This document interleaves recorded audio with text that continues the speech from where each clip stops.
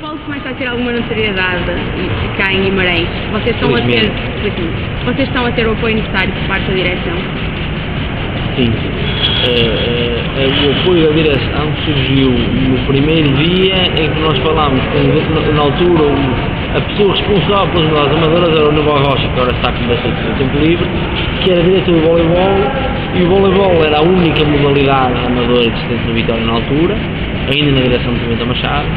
Eu acho que existiu atletismo, mas era uma coisa muito residual, e na altura eu e o Pedro Magalhães propusemos-lhe a criação da secção de polo aquático no Vitória, porque ela já existia na piscina de bombeiros, através da representação da Associação Humanitária dos Bombeiros Voluntários de Portugal, do Bombeiros Vitória de Guimarães, e depois ainda virou-se para as reunir durante 2 anos, por causa da Associação Humanitária dos Bombeiros, que disse, acabou com o polo aquático. E então nós fomos às reuniões e fizemos o mesmo pedido que 2 anos depois fomos fazer ao Vitória, sendo que sabíamos perfeitamente que nós, para fazer o pedido ao Vitória, tínhamos que ter uma estrutura técnica, e quando eu refiro a estrutura técnica, refiro-me não só ao nível técnico de treinadores, como técnico de jogadores. Temos que ter um mínimo de qualidade para poder representar o Vitória.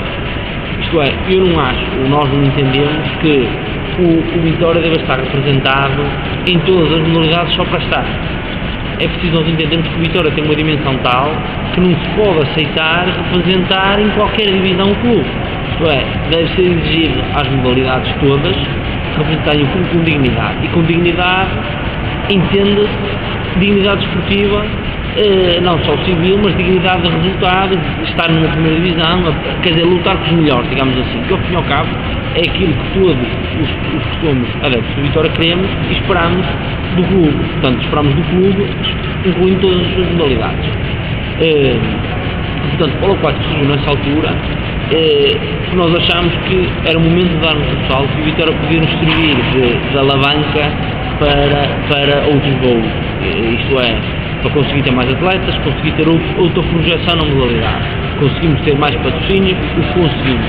Nós fomos, durante muito tempo, a única secção, a única equipa, incluindo a primeira divisão, nós na altura estávamos na segunda, que tinha publicidade, que tinha adeptos na bancada, que tinha uma porção de infraestruturas que conseguimos criar à volta dos jogos, é um ambiente muito mais agradável do que nas outras piscinas e dos jogos da primeira divisão. Nos jogos da primeira divisão, a pessoa podia ver e via 10 pessoas na bancada, sei lá, 20 se fossem os miúdos que jogavam antes, ou coisa do género, quer dizer, não havia nenhuma envolvência de outras pessoas para além dos inerentes à própria secção de cada clube. E então nós conseguimos, fruto da imagem que o Vitória tem junto da sociedade civil, conseguimos cativar pessoas exteriores ao polo aquático que nos vieram ver desde o primeiro dia. Claro está que isto, naturalmente, à medida que vai havendo mais sucesso, chegámos à primeira divisão, chegámos aos meios finais da Taça de Portugal e conseguimos alguns resultados de mérito desportivo. As pessoas começam a chegar mais e começam a vir à piscina que de outra forma nunca viriam, até porque é um calor um bocado desagradável. E as assistências estão a ser elevadas? Estão, nós temos conseguido. Como é que é o apoio por parte dos crianças? Eu não contabilizo as pessoas que estão na bancada, aqui não há bilhetes para nós conseguirmos ver isso, portanto é completamente gratuito viver o jogo de polo. Mas nós temos jogos em que conseguimos ter 100 pessoas e mais de 100 pessoas, e posso dizer que eu vi jogos da Seleção Nacional em que não há 100 pessoas.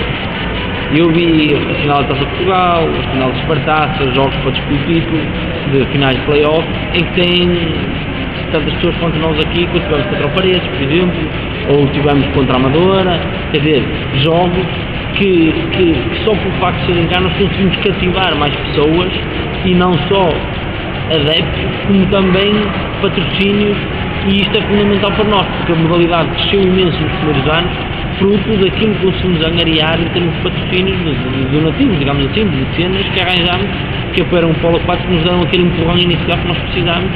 Quer dizer, nós temos muitas despesas que naturalmente não são cobertas por aquilo que a mensalidade dos atletas pagam. Quer dizer, nós não podíamos imputar ao atleta todo o custo de funcionamento da modalidade.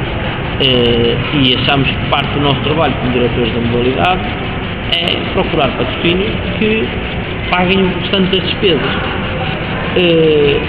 O salto dá-se no momento em que nós temos uma oportunidade de chegar à primeira divisão, e estávamos ali, tínhamos chegado a meio da primeira volta em segundo lugar, e sabíamos que nós, ficando em segundo lugar, conseguiríamos discutir o play-off não é play-off, a liguilha, e nós na liguilha conseguiríamos ganhar a equipa que estimávamos que ficasse em nono lugar, que seria o Gondomar. Ou seja, nós conseguimos ganhar este título, basta-nos ter aqui um reforçozinho que dê alguma garantia, e na altura falámos com a direção do Vítor Magalhães, que nos disse, opá, ok, vocês precisam de um jogador, eu pago um jogador, que teve cá durante 4 meses, e nós conseguimos subir à primeira divisão. Quando subimos à primeira divisão, aí já tínhamos o treinador, o Ranco Malik, que foi o nosso primeiro grande investimento, mas pessoal entenda-se interno da própria secção, não pessoal, meu. A própria secção, conseguimos angariar dinheiro suficiente ao fim de um ano, e dissemos, nós para o ano precisamos de um outro treinador que nos dê uma outra dimensão. E antes de estar a contratar um treinador português, que nos custaria exclusivamente o mesmo que um treinador estrangeiro, e que nos vinha dar exatamente os mesmos ensinamentos que estão a ser dados em Portugal desde há anos, que a escolinha é a mesma, nós achámos que era possível investirmos fora, trazermos alguém com outra visão sobre o Polo 4 que nos pudesse dar outros ensinamentos. Isso notou-se claramente na evolução de todas as equipas, de todos os nossos escalões de formação. Portanto, nós quando já subimos para a primeira divisão, com o Sérgio Jacques, que tinha vindo de quando estávamos na segunda, e com o Ranco Malik, contratámos também o Hélio, Nensano, igualmente com o apoio da direção.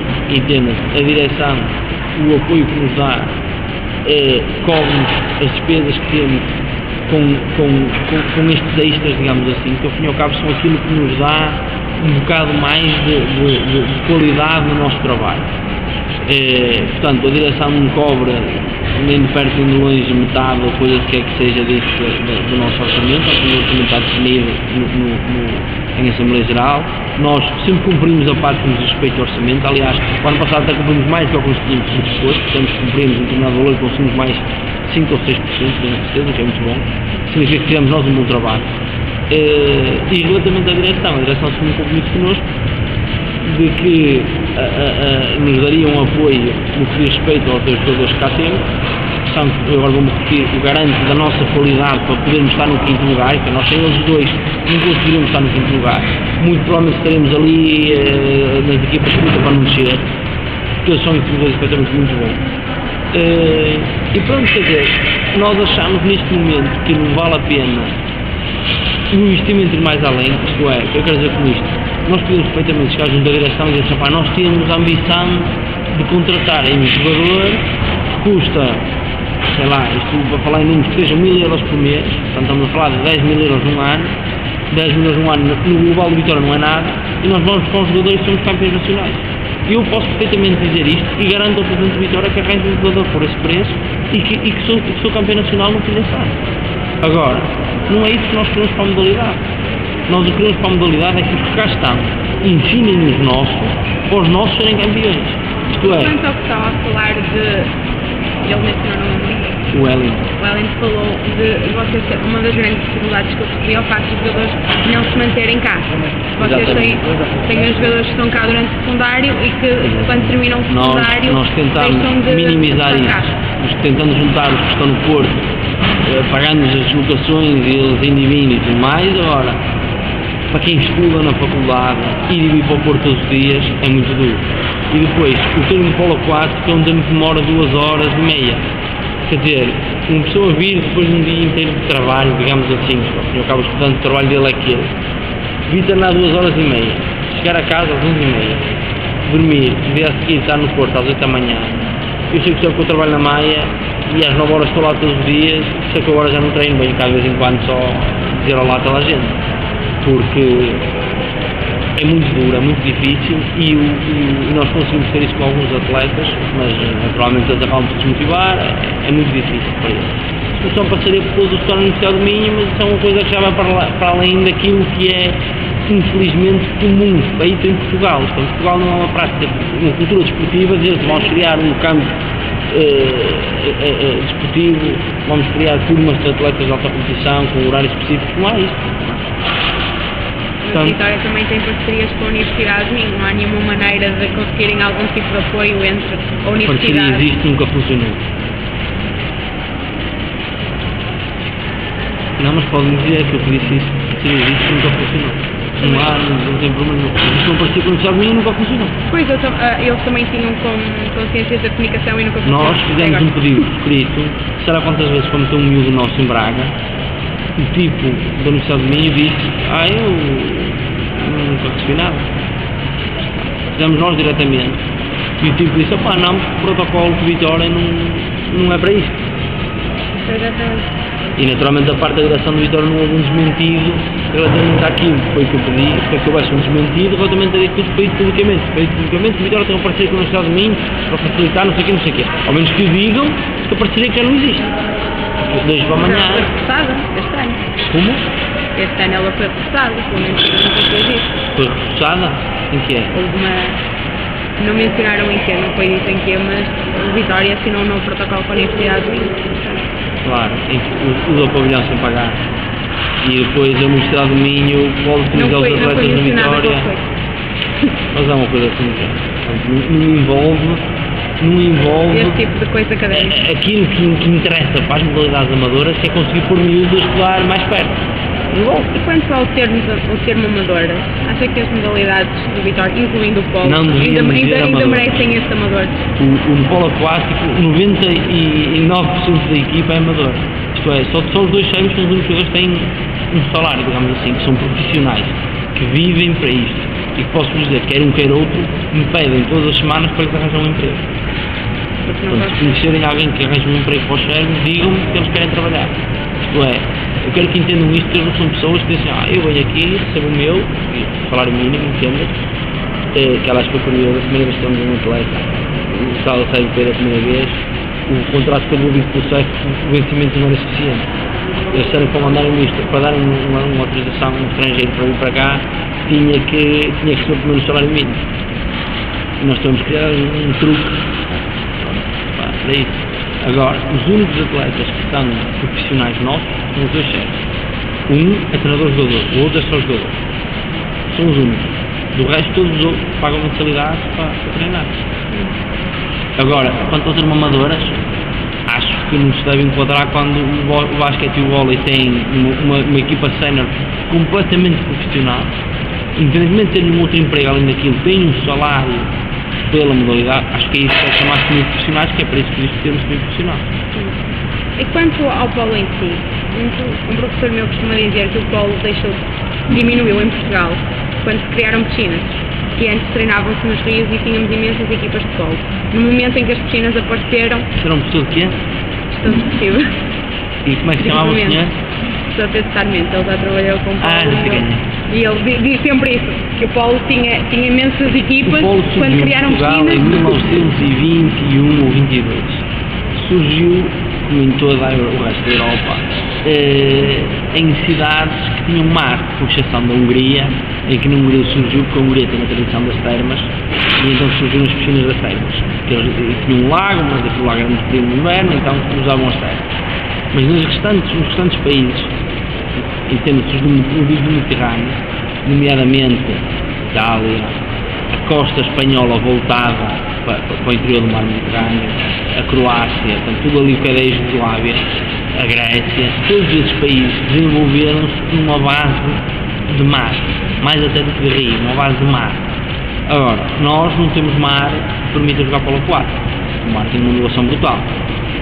Além do mais, o nosso mar é pelo menos menos 4 graus do que o mar Mediterrâneo, o que também é incomportável. Isso é verdade. O polo aquático surgiu nessa altura de forma espontânea, como surgiram todas as modalidades, quer dizer, o rugby surgiu por logo, de repente surgiu escolas de rugby dessa de lado.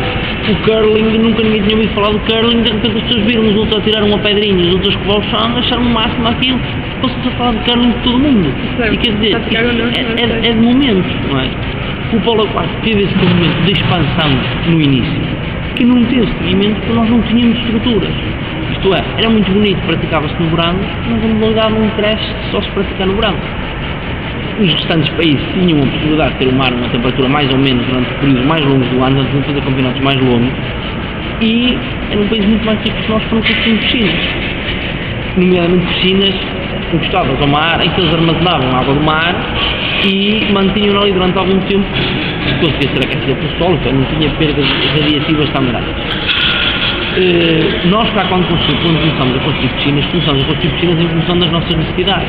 Ora, a nossa necessidade era nadar, tínhamos para nadar, e fazer piscinas ao ar livre, porque não havia forma de aquecer piscinas, nós não tínhamos tecnologia para isso, que era muito caro e tudo mais.